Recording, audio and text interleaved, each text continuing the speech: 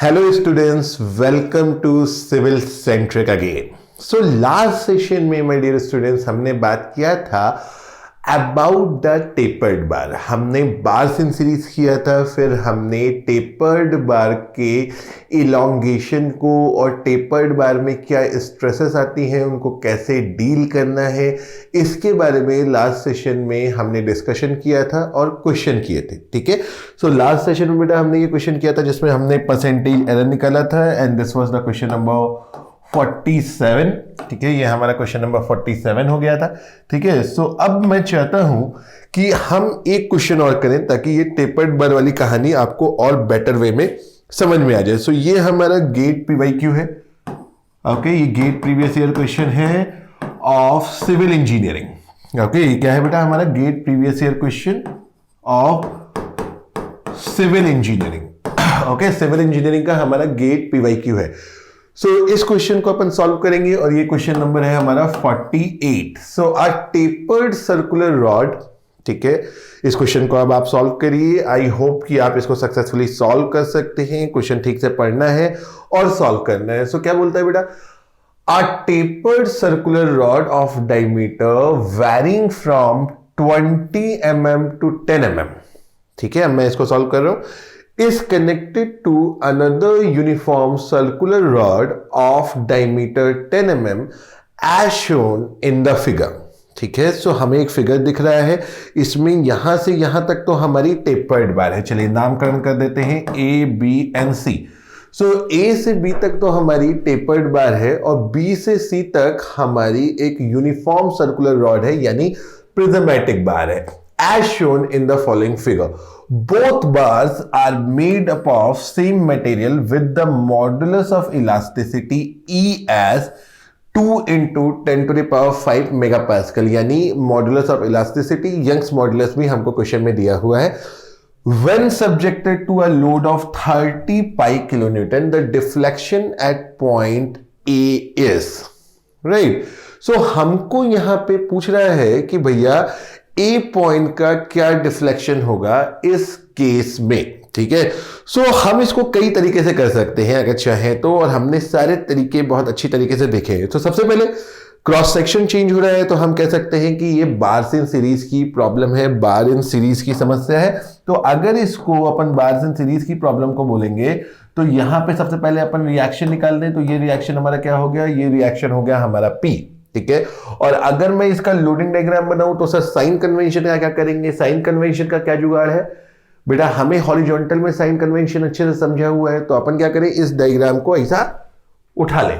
ठीक है, इसको क्या करेंगे, ऐसा दिख रहा है, अभी अपन इसको ऐसा टिल्ट कर देते हैं और इसको टिल्ट करके हॉरिजॉन्टल बना देते हैं. तो अगर मैं इसको टिल्ट करके बेटा हॉरिजॉन्टल बना दूं, अगर मैं इसको टिल्ट करके हॉरिजॉन्टल बना दूं तो हमारा क्या हो जाएगा भाई, एक हमारी ये लाइन हो गई और इसको टिल्ट करके हॉरिजॉन्टल बना करके हमको पता चल रहा है कि ये साइन हमारा पॉजिटिव है, ये साइन हमारा पॉजिटिव है और ये हमारा नेगेटिव है. ठीक है, तो इसको पॉजिटिव पकड़ लीजिए तो ये हो गया P till the application of next load. हम एक स्ट्रेट लाइन में चल सकते हैं. Till the application of next load हम एक स्ट्रेट लाइन लेकर के आ सकते हैं और ये हो गया हमारा एक और P, ये हो गया 0. सो ये हमारा पॉजिटिव साइड में है, ये हमारा पॉजिटिव साइड में है. राइट और रॉन्ग बेटा, राइट और रॉन्ग, आई होप यस. ठीक है, आई होप यस. तो ये हो गया हमारा लोडिंग डायग्राम. तो अगर मैं ए बी हिस्से में देखूं तो कितना लोड है, ए बी हिस्से में देखूं तो कितना लोड है बेटा, तो सी पॉइंट का, सॉरी ए पॉइंट का, क्योंकि लास्ट पॉइंट यहां पे ए है, तो ए पॉइंट का जो डिफॉर्मेशन होगा वो deformation of A B plus deformation of, okay हमने इसका नाम उल्टा रख दिया ए बी सी. तो चलो कोई नहीं यार, है ना, हम इन्होंने ए का बोला है तो अपन सी का निकाल लेंगे. ऐसा करो, इसको या हम ऐसा करते हैं कि हम इसको ए ही रहने देते हैं, नो वरीज, इसको अपन ए रहने देंगे. ये हो गया बी और ये हो गया सी. ठीक है, और इसका लोडिंग डायग्राम अभी हमने देखा था, इसका लोडिंग डायग्राम हमारा कुछ इस प्रकार का एक रेक्टेंगल सा बन रहा था. तो चलिए रेक्टेंगल सा बना देते हैं. तो इसका जो लोडिंग डायग्राम था बेटा वो हमारा एक रेक्टेंगल सा बन रहा था. Through out the load constant है और P के बराबर है. ठीक है, ठीक है. बेटा अगर मैं इसको ऐसे बोलूं अगर मैं इसको ऐसे बोलूं कि ये है हमारा deformation of A B plus deformation of B C, so I hope आप में से किसी को कोई समस्या यहाँ पे नहीं होगी।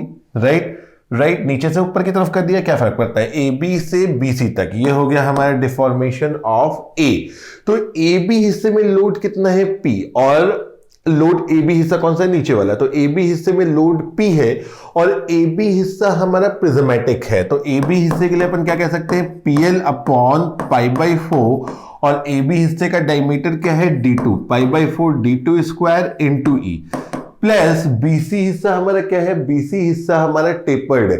तो टेपर्ड के केस में डिफॉर्मेशन हम कैसे निकाल सकते हैं, टेपर्ड के केस में अपन डिफॉर्मेशन निकाल सकते हैं क्या करके, P इंटू एल, तो यहां पे L भी चेंज है तो इसको L1 बोल देता हूं, इसको L2 बोल देता हूं, divided by P by 4 D1 D2 into E। ठीक है, सो चाहे तो आप इसको इस तरीके से लोडिंग डायग्राम बना के कर सकते हैं, या फिर हम इस क्वेश्चन में देख रहे हैं कि इस क्वेश्चन में टेपर्ड बार और प्रिज्मेटिक बार दोनों का कंबाइन किया हुआ है। तो अपन सीधे सीधे ये भी कर सकते हैं कि नेट डिफ्लेक्शन, तोड़ने जोड़ने वाला सिस्टम, सीधा सीधा elongation of tapered bar plus elongation of prismatic bar that follows the tapered bar. Tapered bar के बाद जो प्रिज्मेटिक बार लगी हुई है, तो पहले टेपर्ड बार का डिफॉर्मेशन, उसमें प्रिज्मेटिक बार का डिफॉर्मेशन, तो भी यही एक्सप्रेशन आ जाएगा जो आप देख रहे हैं। तो एक क्वेश्चन को सॉल्व करने के कई अप्रोचेस हो सकते हैं, कई तरीके से हम इसको देख सकते हैं। सो आई होप ये बात आप लोगों को समझ में आती है। अब मैं क्या करूं कि यहां पे वैल्यू रख दूं। अब अपन क्या करेंगे कि यहां पे अपन वैल्यू रख देंगे। चलिए इसको थोड़ा सा अपन साइड कर देते, और यहां पे अब मैं अगर वैल्यूज रख दूं तो हमें P कितना दिया हुआ है, तो डेल्टा ए, सो P कितना है हमारा 30 पाई किलो न्यूटन, यूनिट का ख्याल रखेंगे। ठीक है, और पाई बाई 4 है ना, और E हमको क्वेश्चन में कितना दिया हुआ था बेटा, E हमको क्वेश्चन में कितना दिया हुआ है 2 इंटू 10 टू द पावर 5, तो अपन इसको यहां पे लेकर के आते हैं भाई।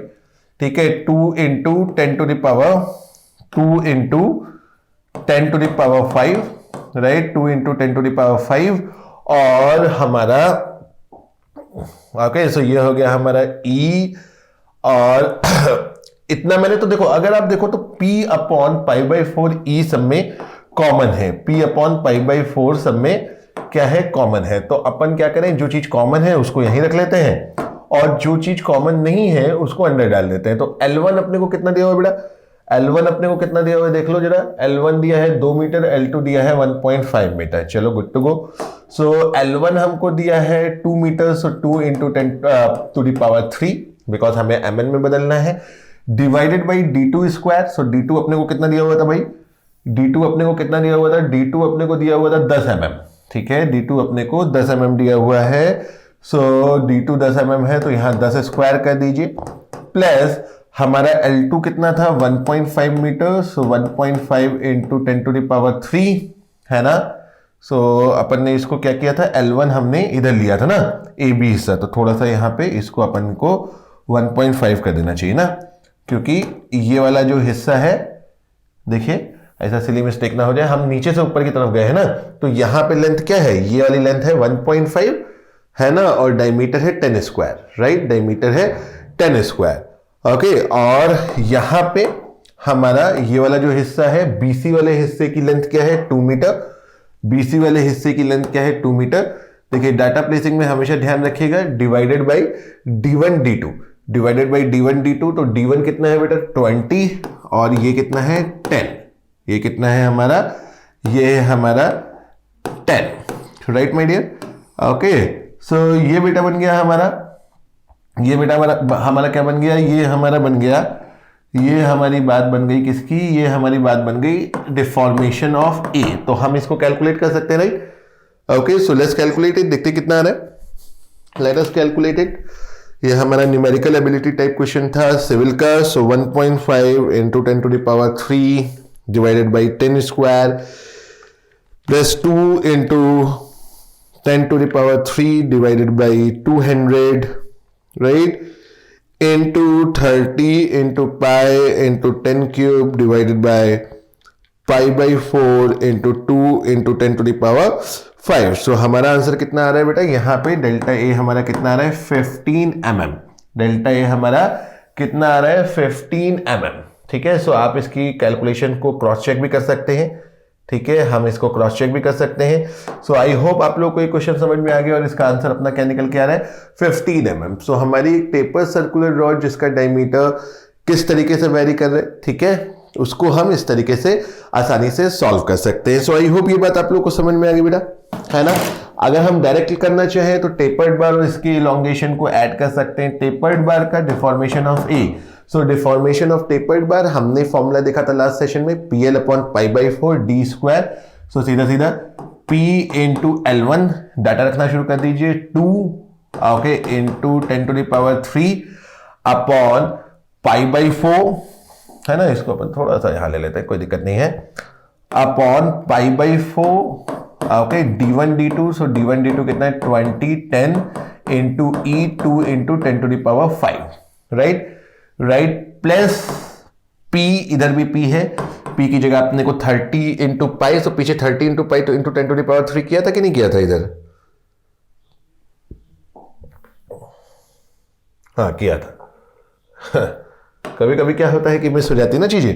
सो P इंटू, है ना, कितना है हमारी लेंथ 1.5 मीटर।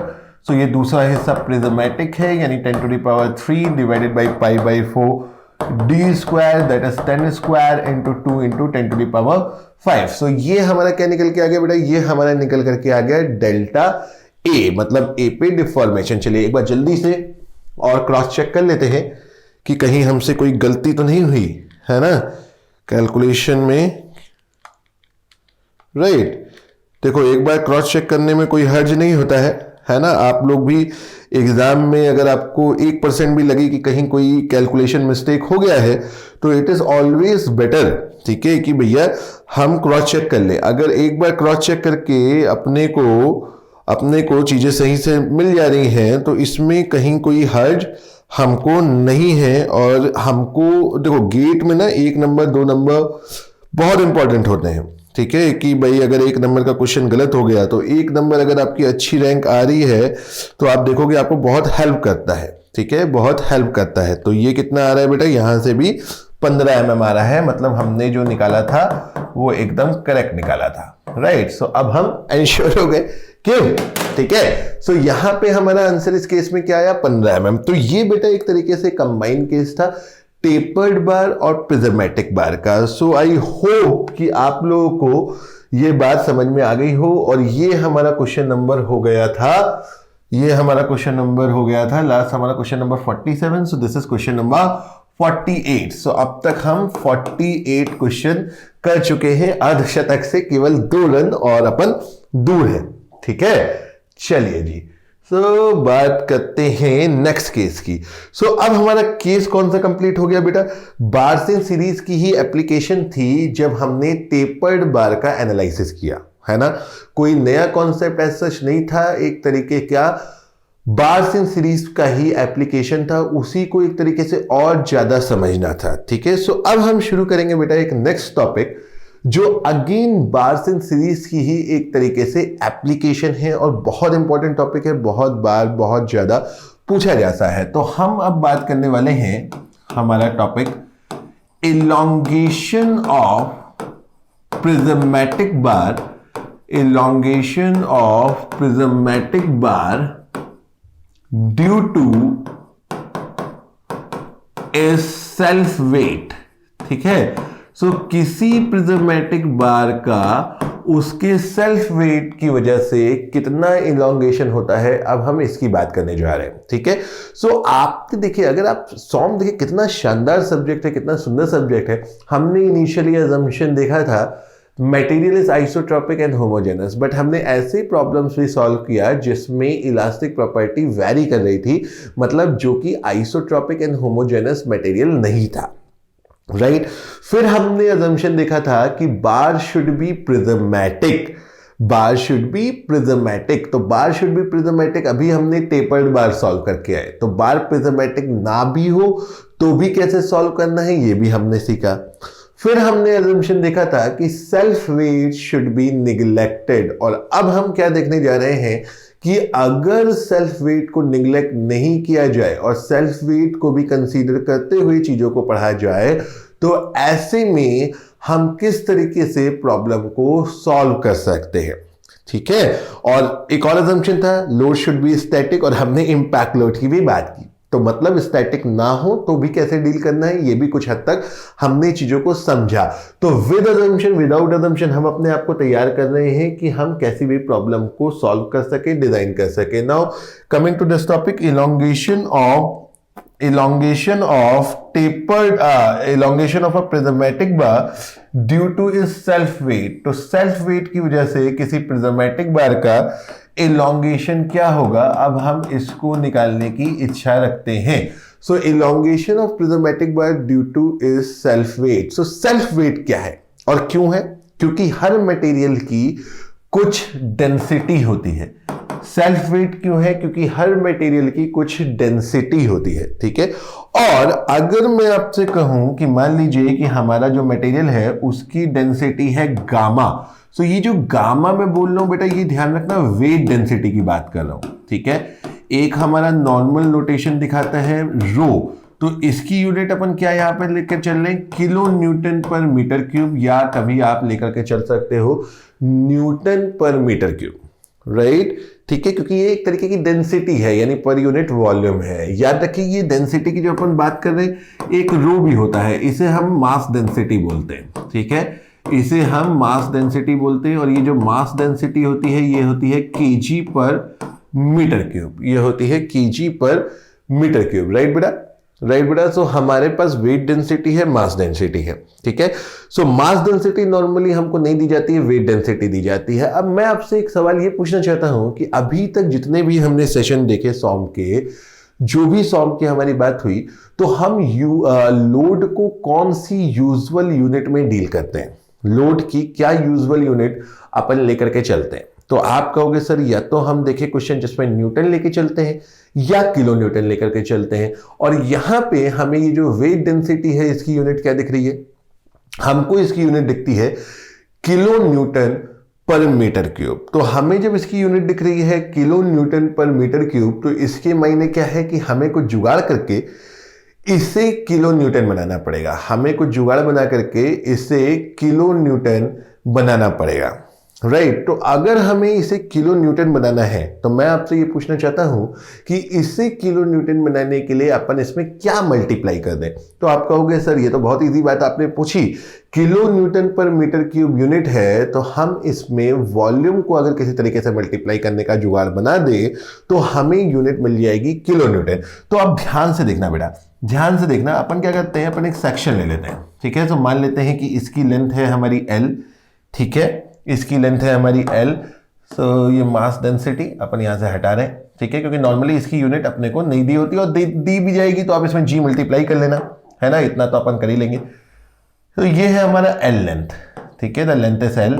इस बार की लेंथ हमारी, जैसे यूजुअली अपन L लेके चलते हैं, तो अभी भी हम L लेके चल रहे हैं। अब मैंने एक सेक्शन लिया। ठीक है, so mind you section upon bottom से ले रहे हैं।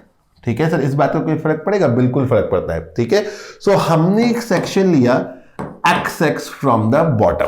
ठीक है, ठीक है, सो हमें जो डेंसिटी की यूनिट यहां पे नजर आ रही है वो किलो न्यूटन पर मीटर क्यूब है, और जैसा हम समझ पा रहे हैं कि हमें चीजों को किलो न्यूटन में बनाना है, तो इसमें हम सिंपली अगर वॉल्यूम का मल्टीप्लिकेशन कर दे तो लोड हमारी यूजुअल यूनिट में हमें वापस दिखने लगेगा।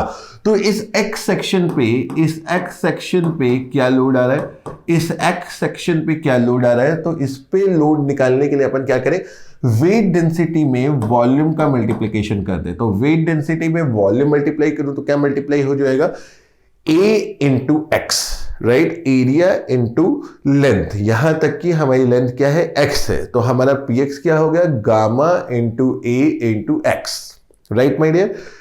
सो अब बेटा क्या आप इस बात को यहां पे ये देख पा रहे हैं कि ये जो x है हमारा, ये ऑब्वियसली 0 से L वेरी कर रहा है ना, यहां पे ये x 0 है, यहां पे L है।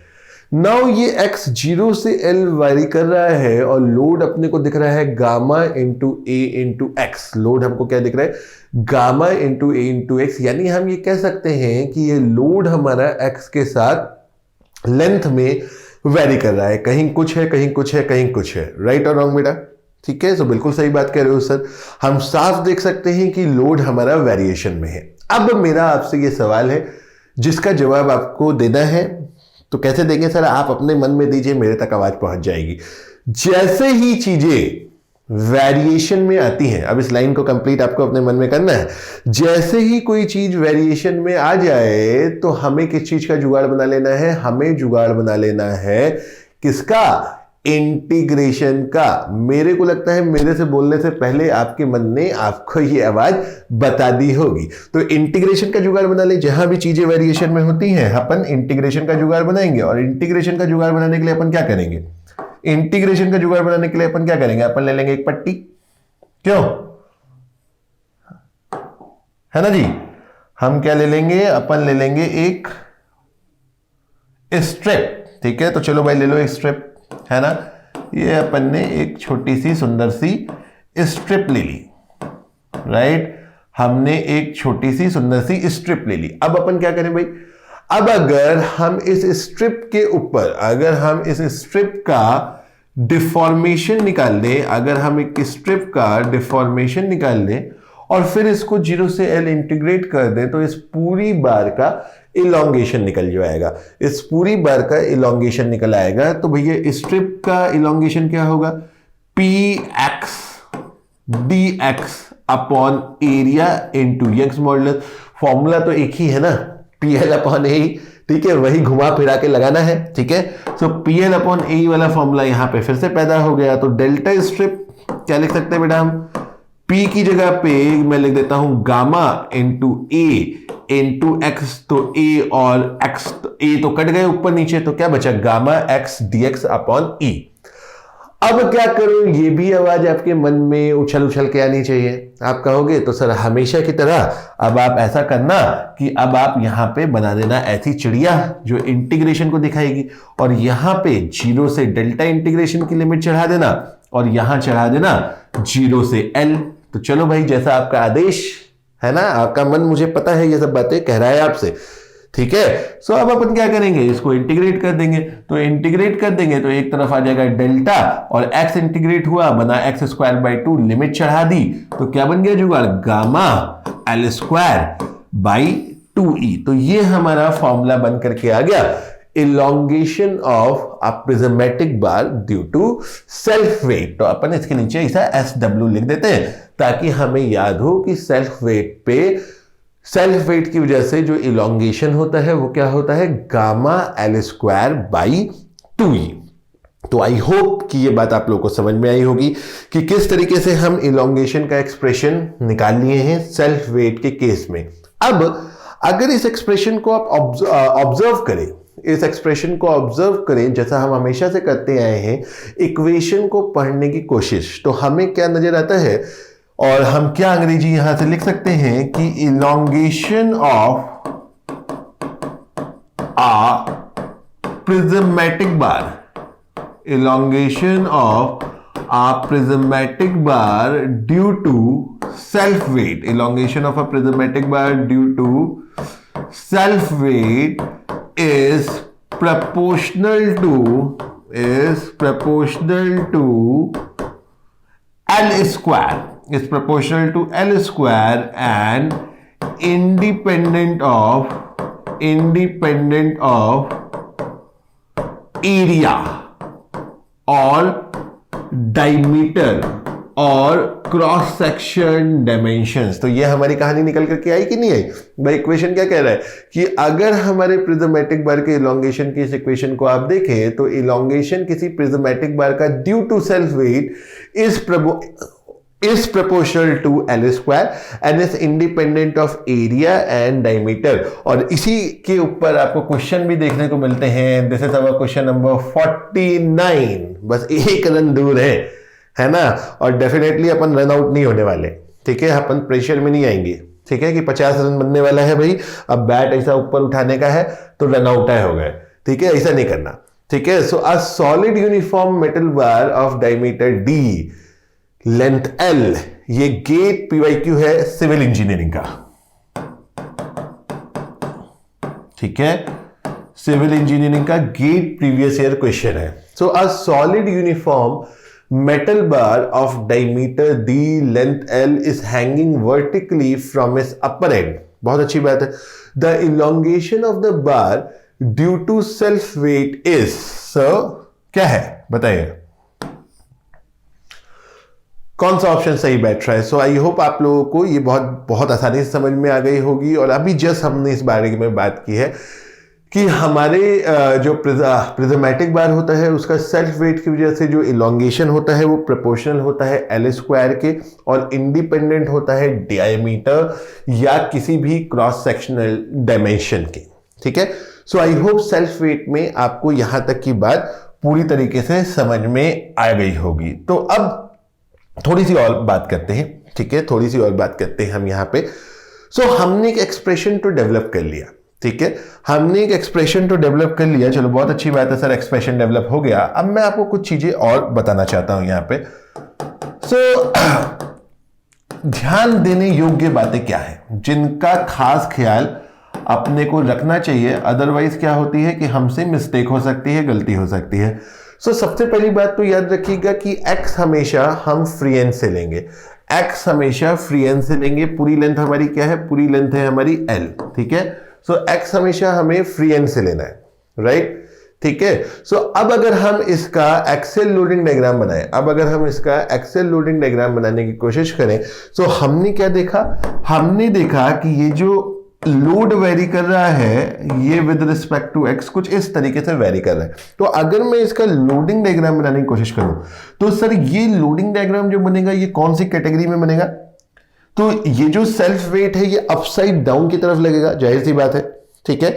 सेल्फ वेट तो ये भी कुछ एक्सियल लोडिंग की तरीके से है, तो अपन इसका क्या बनाएंगे, एक्सियल लोडिंग डायग्राम ही बनाएंगे। अपन क्या बनाने वाले हैं, हम बनाएंगे अगेन यहां पे एक्सियल लोडिंग डायग्राम, ठीक है, एक्सियल लोडिंग डायग्राम। तो ये हमारी बेस लाइन हो गई, ये हमारी बेस लाइन हो गई।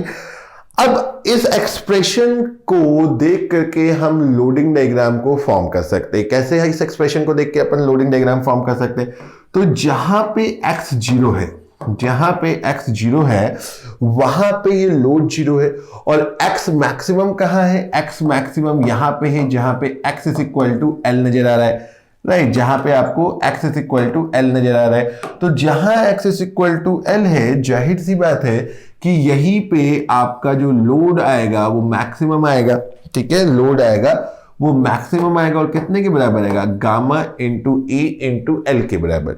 तो यहां पे लोड 0 है, यहां पे लोड गामा इंटू ए इंटू एल है, और अपन क्या देख पा रहे हैं कि ये पी एक्स बराबर गामा इंटू ए इंटू एक्स है। यानी यहां पे आप देखो कि ये जो लोड है ये प्रोपोर्शनल है एक्स से।